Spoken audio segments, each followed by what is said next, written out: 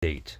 He has told you, O man, what is good, and what does the Lord require of you but to do justice, and to love kindness, and to walk humbly with your God?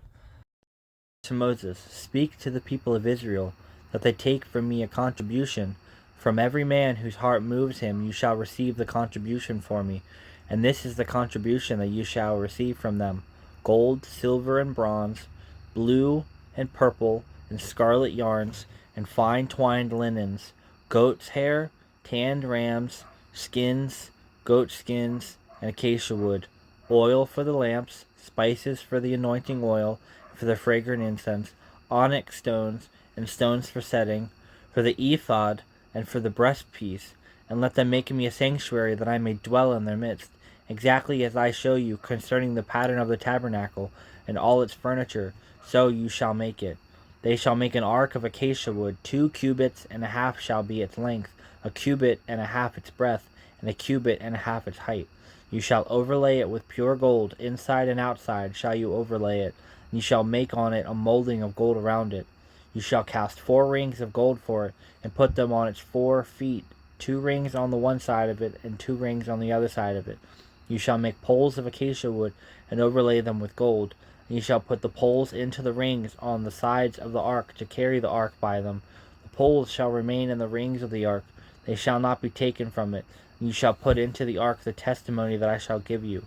You shall make a mercy seat of pure gold. 2 cubits and a half shall be its length, and a cubit and a half its breadth. And you shall make 2 cherubim of gold. Of hammered work shall you make them. On the 2 ends of the mercy seat, make 1 cherubim on the one end, and 1 cherubim on the other end.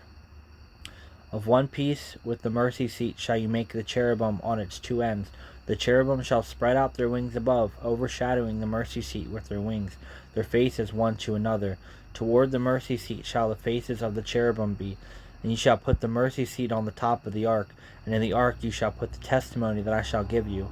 There I will meet with you, and from above the mercy seat, from between the 2 cherubims that are on the ark of the testimony, I will speak with you about all that I will give you in commandment for the people of Israel. You shall make a table of acacia wood. 2 cubits shall be its length, a cubit its breadth, and a cubit and a half its height. You shall overlay it with pure gold, and make a molding of gold around it.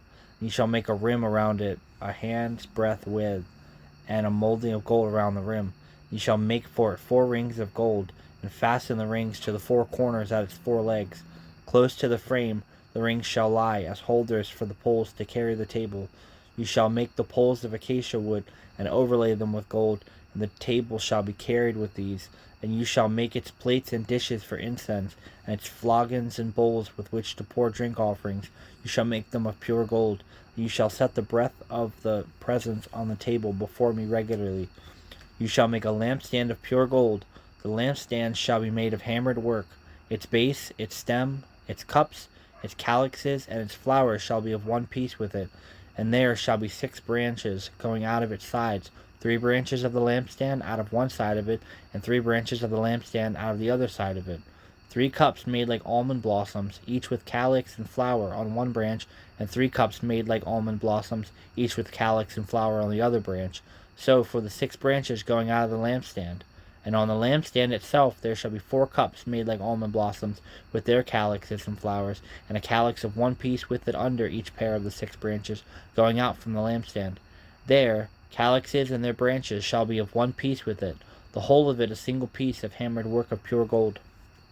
You shall make 7 lamps for it, and the lamps shall be set up as to give light on the spares in front of it. Its tongues and its trays shall be of pure gold. It shall be made with all these utensils out of a talent of pure gold, and see that you make them after the pattern for them which is being shown you on the mountain. Moreover, you shall make the tabernacle with 10 curtains of fine twined linen, and blue and purple and scarlet yarns. You shall make them with cherubim skillfully worked into them. The length of each curtain shall be 28 cubits, and the breadth of each curtain 4 cubits. All the curtains shall be the same size. 5 curtains shall be coupled to one another, and the other 5 curtains shall be coupled to one another. And you shall make loops of blue on the end of the outermost curtains in the first set. Likewise, you shall make loops on the edge of the outermost curtains in the second set. 50 loops you shall make on the one curtain, and 50 loops you shall make on the edge of the curtain that is in the second set. The loops shall be opposite one another.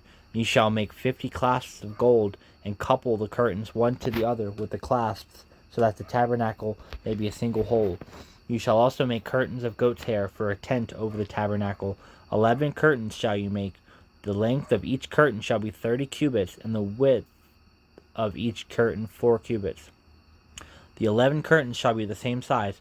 You shall couple 5 curtains by themselves, and 6 curtains by themselves. And the 6th curtain you shall double over at the front of the tent. You shall make 50 loops on the end of the curtain that is outermost in one set, and 50 loops on the edge of the curtain that is outermost in the second set. You shall make 50 clasps of bronze, and put the clasps into the loops, and couple the tent together that it may be a single whole. And the part that remains of the curtain of the tent, the half curtain that remains, shall hang over the back of the tabernacle, and the extra that remains in the length of the curtain, the cubit on the one side and the cubit on the other side, shall hang over the side of the tabernacle, on this side and that side to cover it. And you shall make for a tent a covering of tanned ram skin, and a covering of goat skin on top. You shall make upright frames for the tabernacle of acacia wood. 10 cubits shall be the length of a frame, and a cubit and a half the breadth of each frame. There shall be 2 tenons in each frame for fittings together. So shall you do for all the frames of the tabernacle. You shall make the frames for the tabernacle, 20 frames for the south side, and 40 bases of silver you shall make under the 20 frames, 2 bases under one frame for its tenons, and 2 bases under the next 2 frames for its 2 tenons. And for the second side of the tabernacle, on the north side, 20 frames, and their 40 bases of silver, 2 bases under one frame, and 2 bases under the next frame. And for the rear of the tabernacle, westward you shall make 6 frames. You shall make 2 frames for corners of the tabernacle in the rear. They shall be separate beneath, but joined at the top. At the first ring, thus shall it be with both of them. They shall form the 2 corners, and there shall be 8 frames, with their bases of silver, 16 bases, 2 bases under one frame, and 2 bases under another frame. You shall make bars of acacia wood, 5 for the frames of the one side of the tabernacle, and 5 bars for the frames of the other side of the tabernacle, and 5 bars for the frames of the sides of the tabernacle at the rear westward, the middle bar halfway up the frames, and they shall run from end to end. You shall overlay the frames with gold, and shall make their rings of gold for holders for the bars, and you shall overlay the bars with gold. Then you shall erect the tabernacle according to the plan for it that you were shown on the mountain. And you shall make a veil of blue and purple and scarlet, yarns and fine twined linen. It shall be made with cherubim skillfully worked into it, and you shall hang it on 4 pillars of acacia overlaid with gold, with hooks of gold on 4 bases of silver. And you shall hang the veil from the clasps, and bring the ark of the testimony in there within the veil, and the veil shall separate for you the holy place from the most holy. You shall put the mercy seat on the ark of the testimony in the most holy place, and you shall set the table outside the veil, and the lampstand on the south side of the tabernacle opposite the table, and you should put the table on the north side. You should make a screen for the entrance of the tent of blue and purple and scarlet yarns, and fine twined linen, embroidered with needlework. And you shall make for the 7 screen 5 pillars of acacia, and overlay them with gold. Their hooks shall be of gold, and you shall cast 5 bases of bronze for them. If you have put up security for your neighbor, have given your pledge for a stranger, if you are snared in the words of your mouth, caught in the words of your mouth, then do this, my son, and save yourself, for you have come into the hand of your neighbor. Go, hasten, and plead urgently with your neighbor. Give your eyes no sleep, and your eyelids no slumber. Save yourself like a gazelle from the hand of the hunter, like a bird from the hand of the fowler. Go to the ant, O sluggard. Consider her ways and be wise. Without having any chief, officer, or ruler, she prepares her bread in summer, and gathers her food in harvest. How long will you lie there, O sluggard? When will you arise from your sleep? A little sleep, a little slumber, a little folding of the hands to rest, and poverty will come upon you like a robber, and want like an armed man. A worthless person and a wicked man goes about with crooked speech, winks with his eyes, signals with his feet, points with his finger, and with perverted heart devises evil, continually sowing discord. Therefore calamity will come upon him suddenly. In a moment he will be broken beyond healing. There are 6 things that the Lord hates, 7 that are an abomination to him: haughty eyes, a lying tongue, and hands that shed innocent blood, a heart that devises wicked plans, feet that make hasten to run to evil, a false witness who breathes out lies, and one who sows discord among brothers. My son, keep your father's commandments, and forsake not your mother's teachings. Bind them on your heart always, tie them around your neck, and when you walk, they will lead you. When you lie down, they will watch over you, and when you awake, they will talk to you. For the commandment is a lamp, and the teaching a light, and the reproofs of discipline are the way of life, to preserve you from the evil woman, from the smooth tongue of the adulteress. Do not desire her beauty in your heart, and do not let her capture you with eyelashes. For the price of a prostitute is only a loaf of bread, but a married woman hunts down a precious life.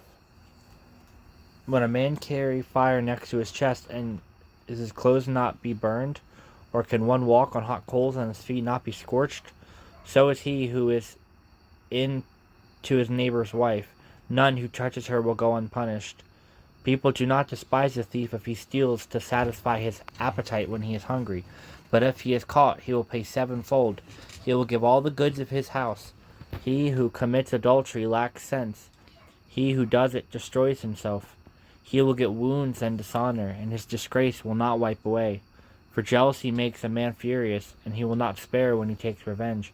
He will accept no compensation. He will refuse, though you multiply gifts. Corinthians 4:1-4. Let a man so count of us as of the ministers of Christ and stewards of the mysteries of God.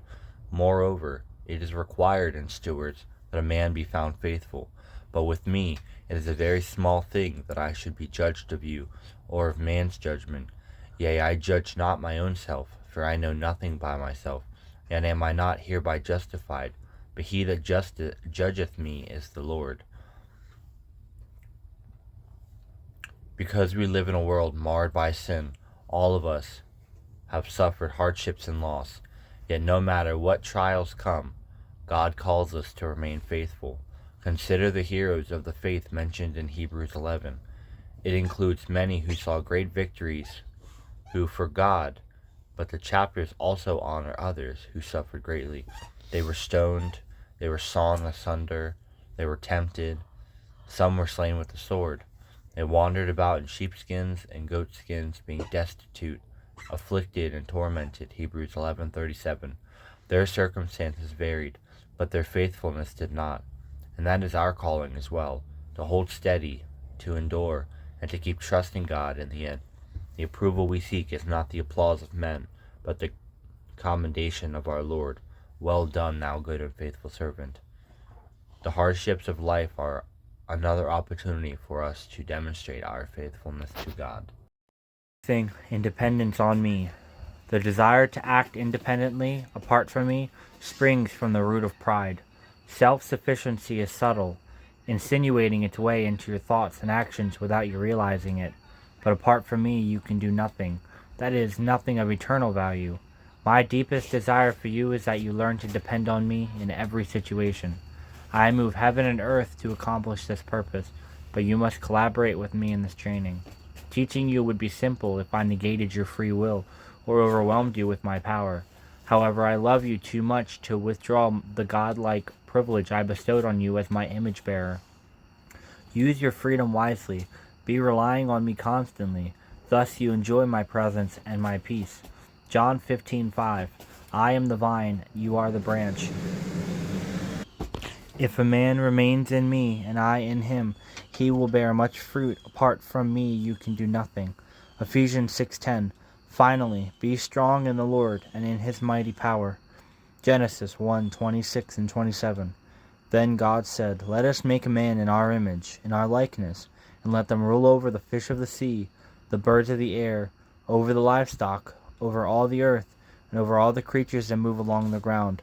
So God created man in his own image. In the image of God he created him. Male and female he created them.